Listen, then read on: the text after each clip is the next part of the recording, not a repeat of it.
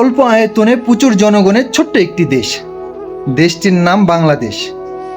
যে দেশে হাজার হাজার লাখ লাখ শিক্ষিত বেকার ছেলে চাকরি না পেয়ে রিক্সা চালায় ভাড়া করে। কিছু সংখ্যক কিছু একটা করে নেয়, আর বেশিরভাগই না পায় কুল না পায় কিনারা। ভদ্র সমাজের মনুষ্যত্ববিহীন মানুষগুলো যখন টাকার কাছে নত স্বীকার করে, তখন 16 বছর বয়সী একটা ছেলে বুঝতে পারে মানি ইজ পাওয়ারফুল। নিম্ন মধ্যবিত্ত পরিবারের ছেলেটি ম্যাট্রিক পাস করে 16-17 বছর বয়সে পাড়ি জমায় বিদেশে। উদ্দেশ্য টাকা নামক সুখটা কামাবে। শুরুতে কষ্ট হলেও তার মেধা শক্তি কাজে লাগিয়ে টাকা উপার্জন করে। ভেবেছিল দেশে ফিরে বাকি জীবনটা উপভোগ করবে, কিন্তু আফসোস তার জানা ছিল না বাংলা ভাষায় একটা প্রবাদ আছে, মানুষ নাকি চোখের আড়াল হলে মনের আড়াল হয়ে যায়, আর কথা বন্ধ হয়ে গেলে সম্পর্ক নষ্ট হয়ে যায়। এখানে মজার বিষয় কি জানেন? ছেলেটি দীর্ঘ 7 বছর পরিশ্রম করে যে টাকা উপার্জন করেছিল, বাড়ি ফিরে দেখে সেই টাকাই ছিল তার দুঃখের একমাত্র বিষয়।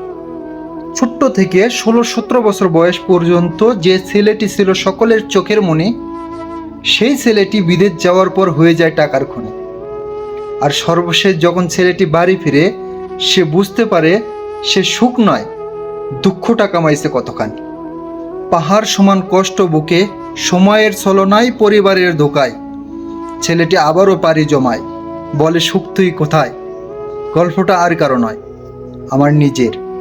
আমরা এমন হয়তো বহুত শুনেছি, একটা পরিবারে 2টা সন্তান, একটা সন্তান পরিবারের সুখের জন্য বিদেশে গিয়ে তার জীবনের বেশিরভাগ সময় নষ্ট করে, এবং বেলা শেষে যখন বাড়ি ফিরে তখন দেখতে পাই তার ভাগে তেমন একটা কিছুই নেই।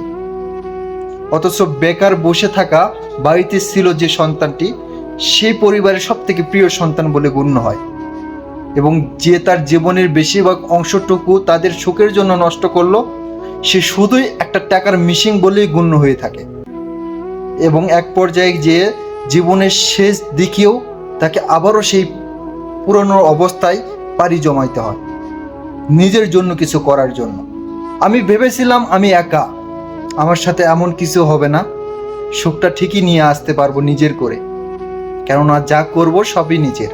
কিন্তু আফসোস, আমি একা হয়েও প্রতারিত, কারণ টাকা সকল সুখের মূল। টাকা বেঈমান, টাকা স্বার্থপর, টাকা এভরিথিং। সুতরাং যা করবেন ভেবে চিন্তে করবেন। মানুষকে খুশি করার থেকে কষ্ট দেওয়া খুব সহজ। 7 বছরে আমি কাউকে খুশি করতে পারি নাই, অথচ 7 দিনে আমাকে বাস্তবতা শিখিয়ে দিছে সবাই। সুতরাং মনে রাখবেন, একা আসছেন, একা যাইতে হবে, তবে মাঝখানের জীবনে নিজের জন্য কিছু তো করতে হবে।